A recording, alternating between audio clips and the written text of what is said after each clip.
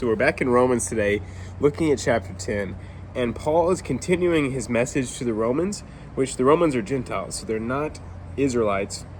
And he's trying to explain to them Israel's unbelief, why God used that to then save the rest of the world, like us Gentiles, and how Israel will be saved through this still.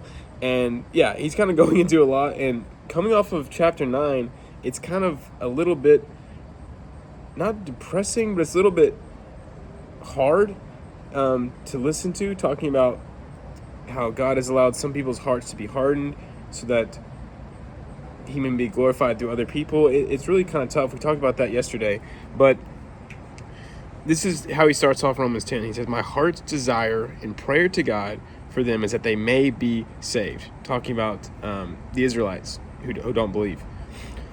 He says, "For they have a zeal for God, but not according to knowledge.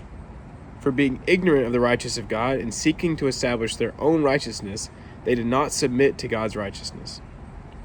So basically, they were trying to follow the law just so they would be glorified. So they could say, "Hey, I did it. Hey, look at me. I'm so good." And that's the problem me and you have a ton, right?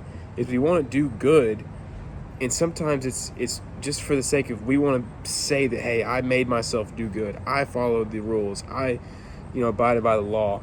But we can never do that, and it's not for our own glory. That's why God sent Jesus through grace, because we can never be good enough. We're just going to keep falling into that cycle of you do good, and then you do bad. Then you feel shameful. Then you do good, then you do bad, you feel shameful.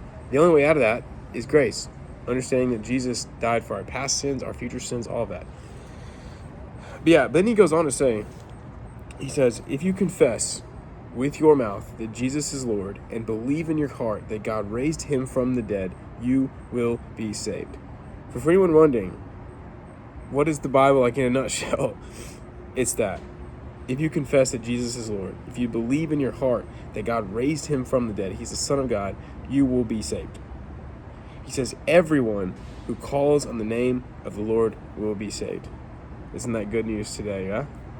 So, coming off of a really heavy Romans 9, Romans 10 is super encouraging and super, I don't know, it's just really motivating to know that yes, the Lord has allowed some people's hearts to be hardened.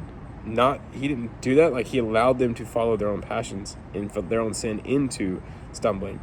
But he says everyone who calls the name of the Lord will be saved. Doesn't matter what race you are, doesn't matter where you came from, doesn't matter anything. Everyone. Then he goes on to say, how will they call on him who they've not believed? And how will they believe in whom they've not heard? And how will they hear what someone hasn't preached? And how is someone going to preach to them unless they are sent? He says, how beautiful are the feet of those who preach the good news. And so it all comes back to this, right? Is if we have received the good news of Jesus, we have to go sharing. And this is something that I kind of, struggle with a little bit. I think, should I even be doing all this business stuff? Or should I just go sharing the gospel? But, these videos, I just started these videos. I know that God has given us each gifts. And he has saved us and given us gifts to share the gospel. And some for teaching, some for preaching, some for, there's all kinds of different gifts. But I don't know, I feel like mine is using technology and leveraging that for the gospel and leveraging business principles and stuff like that. So I'm going to continue to do that. And maybe he might call me overseas to missions. I don't know. But to me, it just seems like there's nothing higher leverage in the kingdom than sharing the gospel. But I also know that we need all these other people. We need teachers to teach people who have been saved. But we have to keep the main thing, which is preach the good news. And so hopefully, this channel that I've started is my humble attempt at doing that. And whatever fruit there is from this will just be God working through me. So, yeah, everyone who calls the name of the Lord will be saved. Isn't that good news? See you guys later.